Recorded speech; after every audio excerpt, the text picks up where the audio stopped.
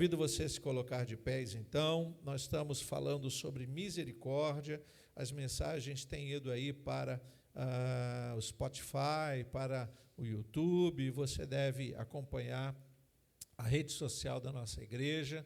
Nós temos colocado as mensagens para facilitar para aqueles irmãos que não conseguem, né? Uma irmã falou: pastor, faz essa série de mensagens domingo, porque na quinta eu não posso vir. Eu falei: olha, às vezes Deus coloca no coração de fazer às quintas, às vezes a gente faz aos domingos, mas você pode acompanhar a mensagem, né? Pelo stream lá, Spotify, YouTube, enfim, há vários modos de você acompanhar, tá bom? Salmos, vamos ler nesta noite, Salmo 4. Quero ler os 3 primeiros versos do Salmo 4, depois a gente vai orar e vamos continuar falando então. Salmo 4, já estivemos falando sobre a bondade, misericórdia, depois falamos sobre a misericórdia por aliança, misericórdia por justiça, e hoje vamos falar sobre a misericórdia por anseio. Salmo 4, a partir do verso 1, diz assim: responde-me quando clamo, ó Deus da minha justiça. Na angústia, tu me deste alívio. Tem misericórdia de mim e ouve a minha oração. Filhos dos homens, até quando vocês vão querer transformar a minha glória em vergonha? Até quando amarão a vaidade e buscarão a mentira? Saibam, porém, que o Senhor distingue para si o piedoso. O Senhor me ouve quando eu clamo por ele. Oremos. Pai, louvado seja o teu nome, desde já pela tua palavra lida, por tudo que tem acontecido aqui neste lugar. Já entregamos a ti a nossa adoração através dos louvores, já honramos a tua presença através da nossa vida financeira, entregamos orações confiantes que o Senhor há de nos responder, e agora queremos ouvir a tua voz. Fala conosco nesta noite, em nome de Jesus nós oramos, e que todos digam amém. Você pode tomar o seu lugar. Aqui o salmista vai nos dando a visão sobre a misericórdia de Deus na vida dele. E nós temos estudado, né, sobre esse tema da misericórdia, porque, de alguma forma, todos terão uma resposta pronta sobre o que significa misericórdia. Todos nós podemos já ter experimentado sobre a misericórdia de Deus, ou talvez a misericórdia de alguém na nossa vida. Vamos dizer que é perdão, que é favor que não merecemos. Nós temos vários modos de explicar a misericórdia. Mas quando estudamos a palavra de Deus, nós começamos a entender que a misericórdia se distingue conforme nós estamos nos relacionando com Deus. Essa distinção diz respeito ao momento que estamos vivendo. Neste caso aqui, vamos começar a perceber que entre a firmeza de fé do salmista Davi e o resultado dessa fé, há um intervalo. Esse intervalo é o que nós aprendemos ou devemos aprender a valorizar. Quanto nós sabemos esperar até que Deus responda. O quanto nós contamos com a misericórdia e não nos desesperamos em esperá-la. O quanto nós não perdemos a noção da paciência, do entendimento de que Deus sabe o tempo de todas as coisas. É muito comum que o crente queira que as coisas aconteçam no tempo dele. Ele apresenta uma oração a Deus e quer resposta. Eu já vi pessoas dizendo: eu dei um tempo para Deus me responder, se Deus não me responder até tal mês, até tal data, eu vou agir. Então, eu entendo que isso não é esperar com convicção de fé e não é entendimento quanto misericórdia. Porque se Deus nos atende, é por misericórdia. Nós não temos o direito de exigir nada da parte de Deus, mesmo que a gente leia na palavra que Deus age, que Deus é fiel, que Deus é justo, talvez a gente não esteja ainda entendendo o agir de Deus. Então, nesta noite, quando a gente começa a ler esse salmo, a gente lembra que as nossas orações, em muitas situações, elas querem colocar para Deus um tempo para Deus responder. Eu não estou falando de você apresentar uma oração e nunca mais tocar no assunto e dizer, eu estou descansado, já conversei com Deus, o dia que Deus quiser fazer, Ele faz. Cuidado, talvez isso possa demonstrar desinteresse pelo resultado. O que nós vamos entender hoje, se Deus assim nos permitir, é que a misericórdia por anseio faz com que fiquemos atentos ao intervalo entre o pedido e o recebimento. Entre o que dizemos para Deus através da oração, o que nós estamos dizendo literalmente para Deus e o que Deus vai fazer. Então há um intervalo, uma lacuna que a gente precisa saber esperar. A ideia da paciência, da perseverança está também aqui entendida, mas há situações que a gente vê Deus agindo instantaneamente. A gente lê textos na Bíblia, como a oração de Ezequias, que ele está com uma ferida mortal, vira o rosto para a parede, ele ora, e Deus já coloca no coração do profeta Isaías voltar e dizer, olha, diz para o meu filho, o rei Ezequias, que eu ouvi a oração dele. Isso é uma resposta imediata, também pela misericórdia. Mas há situações que Deus não responde imediatamente, que talvez Deus queira nos fazer aprender mais, nos ensinar algo para amadurecimento nosso. Então, nós precisamos lidar com esse intervalo, que é o que eu estou chamando hoje de misericórdia por anseio. Porque, em outras situações, às vezes Deus age até antecipadamente, e a gente não vê. Quantos livramentos Deus tem nos dado sem que a gente tenha pedido. Deus está sempre à frente dos acontecimentos. Há determinadas situações em que nós colocamos para Deus o que estamos sentindo, o que estamos querendo que aconteça, e dependendo da relação e da vontade de Deus, da vontade soberana de Deus, Ele pode fazer acontecer. Mas até que aconteça, o que vamos fazer nesse tempo?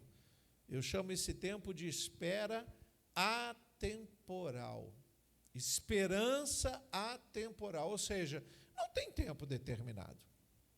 Quando nós lemos, por exemplo, em Hebreus, capítulo 11, no verso 1, você lembra bem, a fé, coloca para nós, por favor, a fé é a certeza de coisas que se esperam, a convicção de fatos que não se veem. Mas você reparou como na tradução começa esse versículo? Coloca de novo. Ora, é como se alguém estivesse dizendo, faça-me um favor. Você tem fé? Fé é uma certeza. Certeza de quê? De coisas que você espera que aconteça, mas que você não está vendo acontecer ainda, porque não aconteceu. Quando você está se dirigindo a alguém ou parado esperando alguém se aproximar de você no final da rua, é uma esperança, mas você está vendo essa pessoa, você calcula o tempo dela chegar até você, você está falando ao telefone, o seu parente está chegando lá de ônibus na rodoviária, você calcula o tempo, você diz, olha, já estou chegando. Isso é uma espera temporal. Você está numa esperança que pode prever um tempo de acontecer, apesar de situações que podem também não acontecer, não é?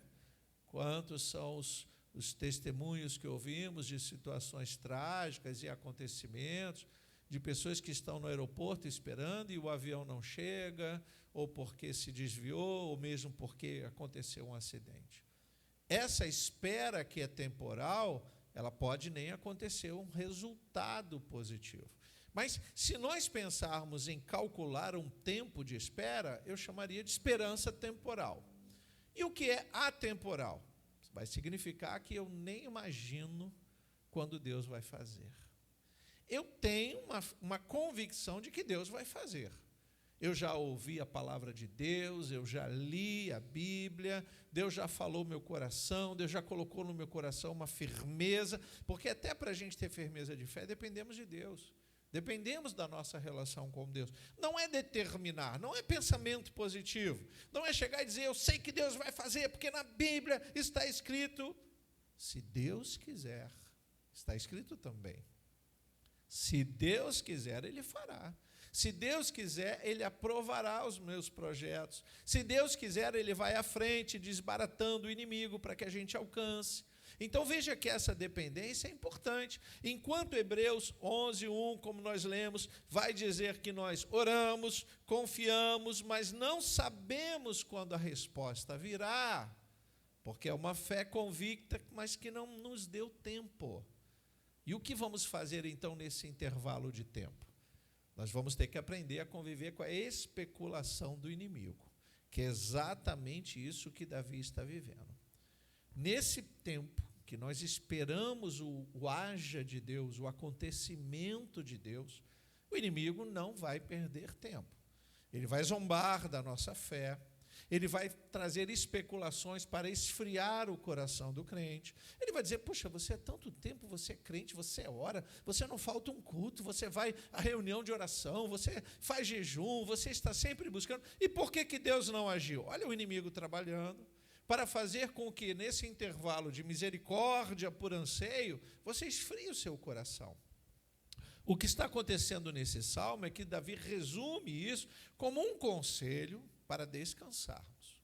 Isso é fato. Davi, em todos os salmos que ele escreve, atribuído a ele a autoria, ele vai nos ensinando a confiar e descansar. Mas, veja, não é isentar a mente de trabalhar. Quando você está muito cansado pelo um trabalho árduo de um dia inteiro, você vai para a sua casa, você toma um banho, senta no seu sofá, levanta os pés. Até então você está descansando o corpo, porque o corpo está cansado. Mas se a sua mente não se distrair, se você não assistir um filme ou ler um outro assunto, se você ficar focado no trabalho, a sua mente não descansa. Então, quando Davi vai falar sobre esse termo de descansem, e vamos ler aqui alguns versículos já, ele vai nos dando a ideia de que nós devemos confiar, mas é uma confiança que determina um tempo, que apresenta um tempo que nós não sabemos como calcular. Quando Deus vai responder? Aqui nós podemos nos lembrar, por exemplo, o que chamávamos sobre a gravidez, né? Em compasso de espera. Isso é muito interessante, a gente vai fazer essa analogia, mas a gente tem no ato da mulher grávida, a gente tem uma confirmação, até então é um resultado. Depois tem o crescimento do feto e, por último, o nascimento. Esse tempo era chamado, antigamente, com mais facilidade, em compasso de espera. Aquela mulher está grávida, ela está em compasso de espera. Ela está caminhando o tempo, ela está fazendo parte desse tempo, que tem uma noção de que a criança há de nascer. Antigamente era 9 meses, agora está aí 7, 6, 5 e 8, e o médico define, o médico abre o calendário, vai nascer no dia tal, e faz cálculos. Ok, isso não altera o tempo que se espera para que haja o nascimento. Não altera de forma alguma. Então, esse compasso de espera não define o resultado, não dá a certeza de que vai nascer.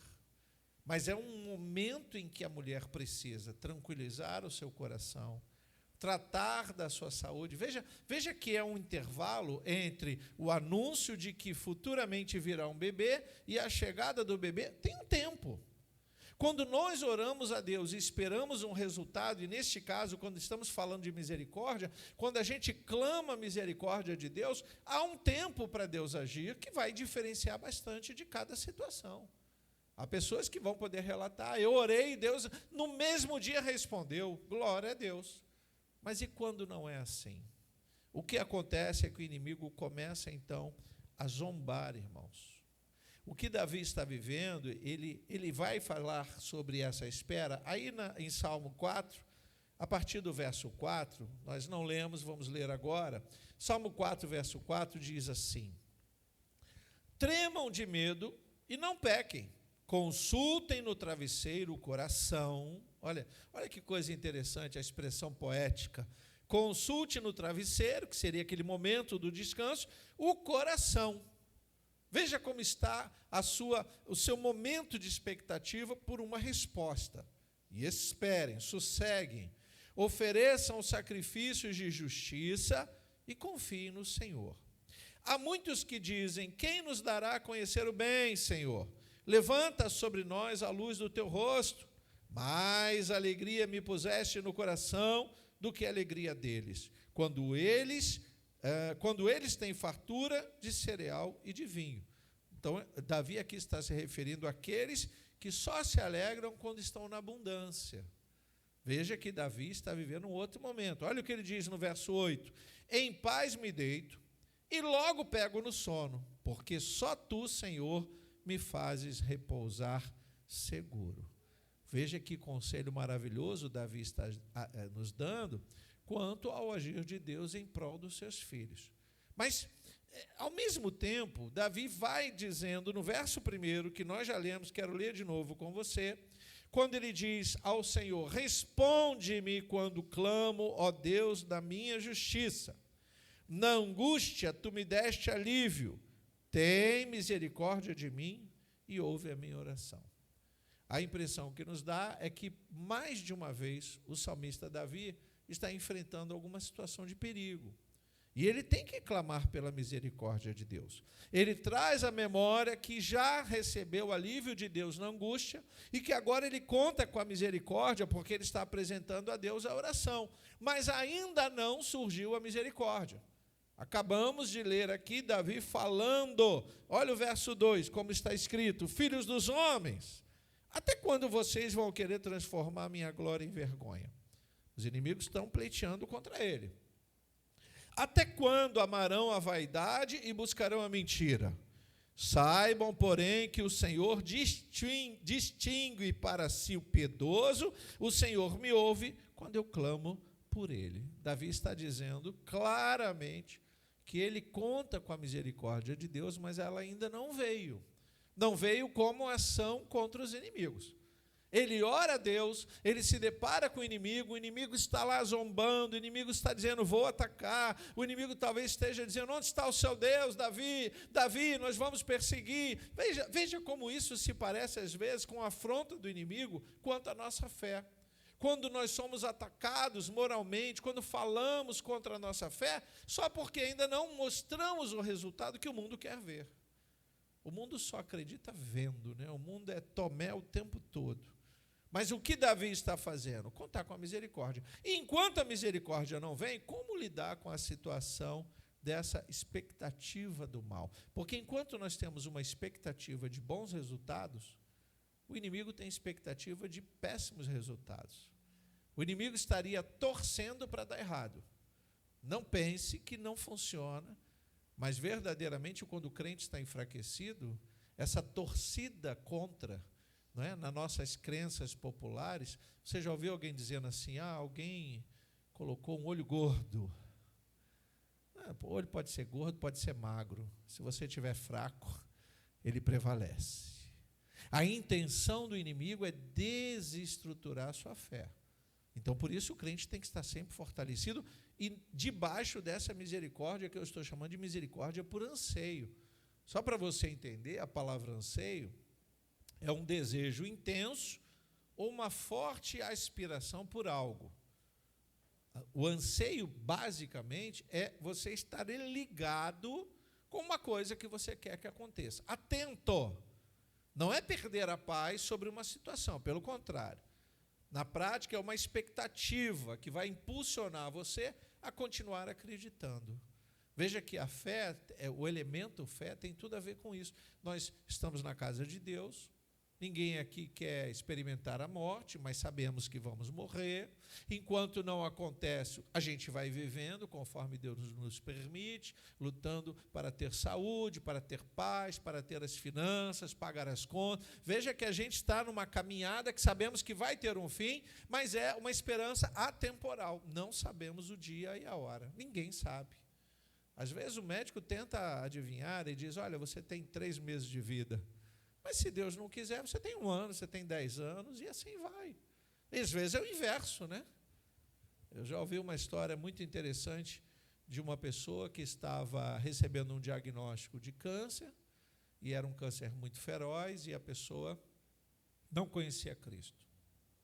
E aí, quando esta pessoa recebe o diagnóstico, lógico, fica transtornado. O médico disse: olha, pela minha experiência, a gente pode calcular de 4 a 5 meses de vida. A A pessoa saiu do consultório do médico desesperada, entrou no elevador, encontrou uma serva do Senhor. Deus revela para ela: eis que você está atribulada, minha filha. E ela se assusta, mas entendeu que era algo sobrenatural, porque não conhecia, né, aquela pessoa. E ela disse: o Senhor manda te dizer que o seu tempo de vida depende só de você. E aí ela ficou assustada, dizendo: meu Deus, o que ela quer dizer com isso? Mas tinha uma noção de que era alguém temente a Deus. Ela disse: você tem que aceitar a Cristo no seu coração. Você precisa verdadeiramente confiar no agir do Senhor, ao invés de depositar a confiança primeiramente nos homens. Ele é o doador da vida. E começou a pregar para aquela mulher. Parecia que o elevador nem tinha saído do lugar. Quando chegaram lá no térreo, antes da mulher se despedir, ela disse: eu quero fazer uma oração por você. O seu medo é o sofrimento, porque o problema não é a doença, é o sofrimento que a doença causa. Você quer aceitar Cristo? Levou ela para o cantinho assim da portaria, fez uma oração, ela aceitou Jesus. Ela saiu daquele edifício, a mulher ficou esperando, ela atravessou a rua, foi atropelada e morreu. Deus quis recolher para que não houvesse sofrimento. Qual foi a expectativa que o médico deu? Meses. Mas o agir de Deus, nós não sabemos, não entendemos. Ah, pastor, mas por que Deus não curou? Por que Deus não... Deus tem poder para fazer coisas maravilhosas. Curar, pode extirpar o câncer. Deus tem poder para fazer, prevalecer a vontade dele o tempo todo. E a vontade dele prevaleceu quando Deus a recolheu, sem que ela experimentasse a dor, mas sem que ela partisse sem conhecer Cristo. Você vê que foi um encontro assim tão sobrenatural, Deus revelando no elevador, chegaram, apresentou Jesus, lógico, o coração pensando, a mente trabalhando sobre o sofrimento que ela ia passar, e Deus poupou ela de tudo aquilo. Às vezes a gente não entende, alguns vão dizer: meu Deus, mas por que ela não foi curada? Porque estar com Cristo, irmãos, sempre é melhor. Nós não podemos nos esquecer disso. Se estamos com saúde, lutamos com os nossos problemas e doenças, misericórdia de Deus sobre nós. Porque há determinadas situações que o sofrimento é muito grande. Como nós vemos isso dia após dia. Então, nesta situação, não houve uma espera. Ela nem clamou. Deus foi até lá, trabalhou pela sua misericórdia, salvou aquela vida e verdadeiramente o nome dele foi glorificado. O nome dele vai ser glorificado em qualquer momento. Por mais que a gente não concorde com o agir de Deus, nós nascemos para a glória de Deus. Então, enquanto o anseio é um desejo intenso, essa expectativa faz com que o intervalo entre o nosso clamor e o agir de Deus seja positivo. Por que estou dizendo isso? Porque no testemunho, eu fico imaginando o coração daquela mulher que ouviu o diagnóstico e deve ter se desesperado dentro dela. Meu Deus, aí pensou nos planos, pensou nas coisas que tinha para fazer, pensou qual a possibilidade, deve ter imaginado quantas pessoas sofrem com a doença, quantas pessoas passam por um processo doloroso. É como se ela clamasse a Deus, mesmo sem conhecer a Deus, como se ela, na sua vontade, dissesse: será que vai ser assim? Aí foi um resultado bem imediato, né, irmãos? No mesmo dia. Bem imediato. Mas e quando não é? Misericórdia por anseio. Nada a ver com as crises de ansiedade que o mundo vive. Porque, neste caso, o anseio está vinculado a uma fé. Por que o mundo está sofrendo com esses males da alma, do sentimento? Crise de ansiedade. Pastor, eu tenho um amigo, eu estou passando por isso, crise de ansiedade. Mas o que essa ansiedade vai trazer? Se não estiver vinculada à fé, irmãos, é vaidade. E é justamente sobre isso que Davi está falando. Ó homens infiéis, até quando vocês vão amar a vaidade? Mentiras, sofrimentos, paliativos, irmãos. Veja, paliativos. Todas as vezes que eu ouço alguém falar de tempo de vida, eu me lembro de Lázaro, que para a glória de Deus ressurgiu dentre os mortos, mas logo depois morreu. Depois quando, pastor? Não sei, deve ter sido uns anos, 10 anos, 20 anos, 30 anos. A experiência de viver é maravilhosa e é dom de Deus. Mas nós não podemos especular uma vida saudável até o final. Não podemos. Não podemos viver a mentira desse mundo. Esse mundo está vivendo uma grande mentira. Pessoas estão sendo iludidas a prolongar a juventude com artimanhas da ciência. Vamos dar um jeitinho aqui, vamos esticar um pouquinho ali, vamos tomar um remedinho aqui.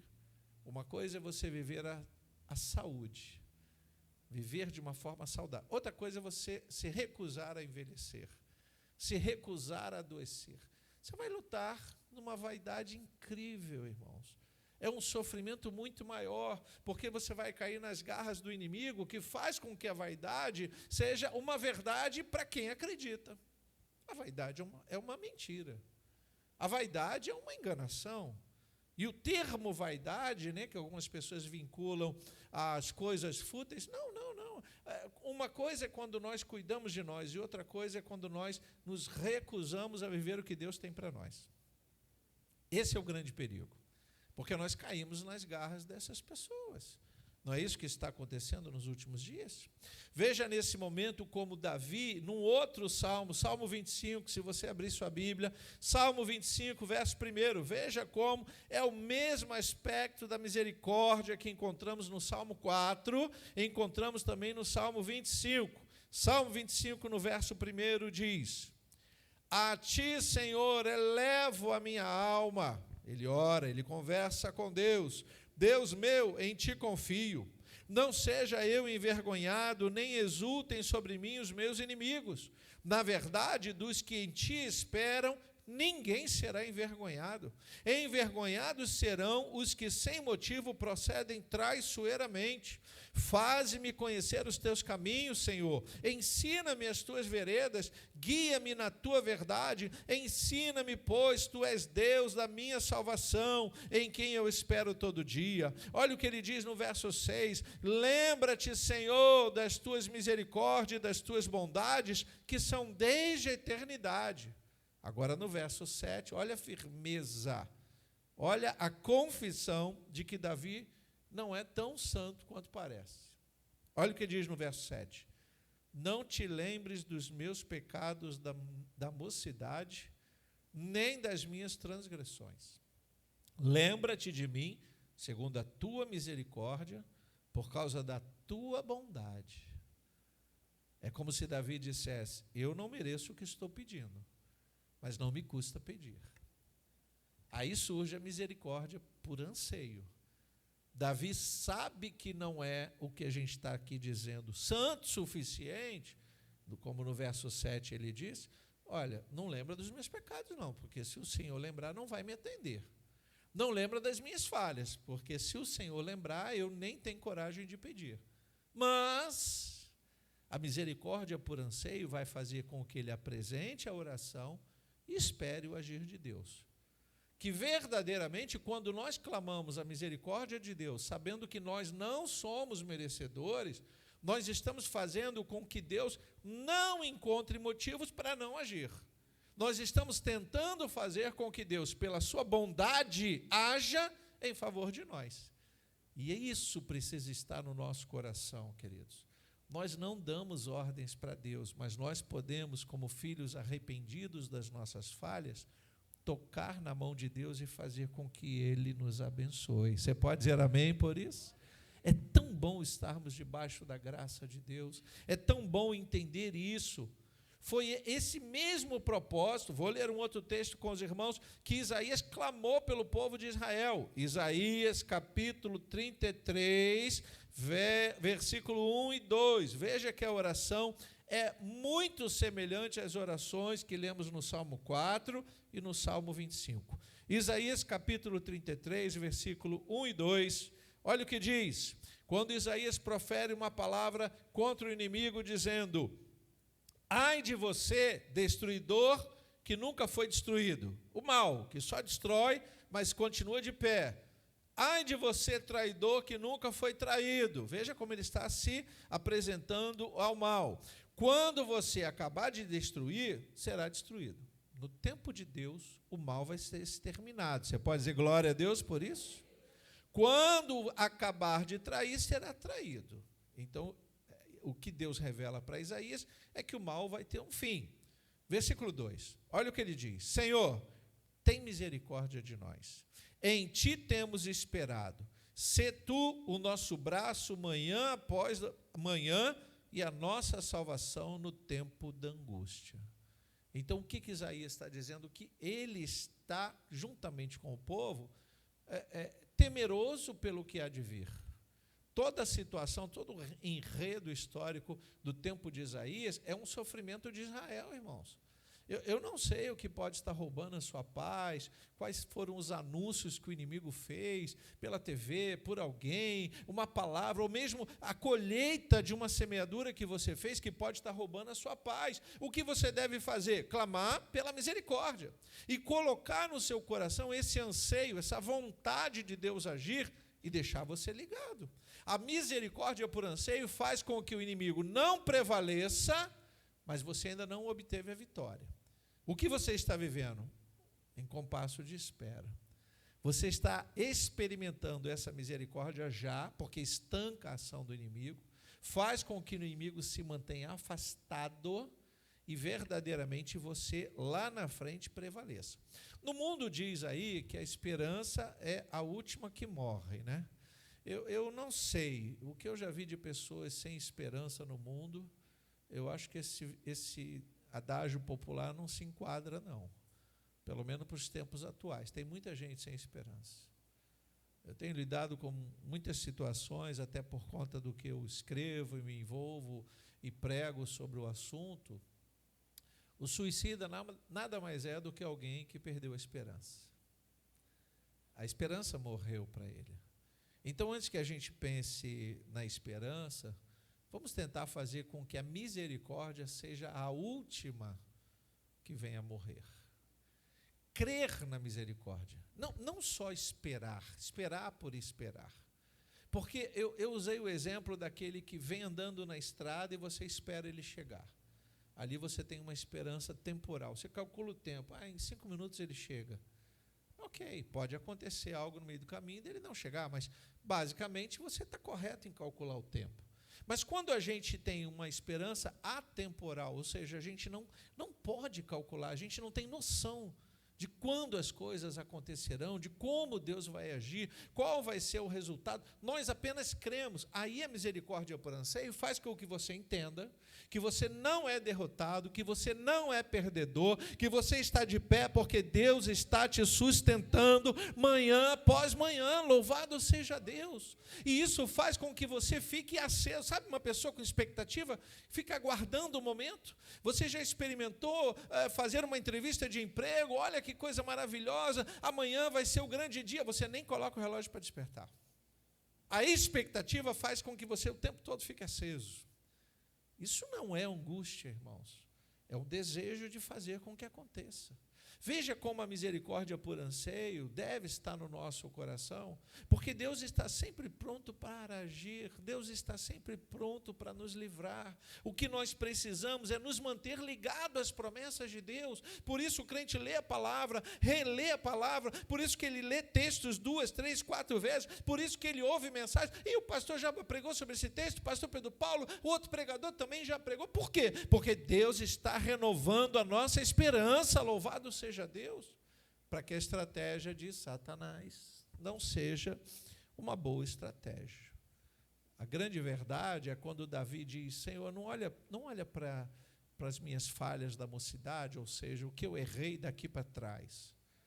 Que a tua misericórdia esteja sobre mim, que os meus inimigos não me alcancem.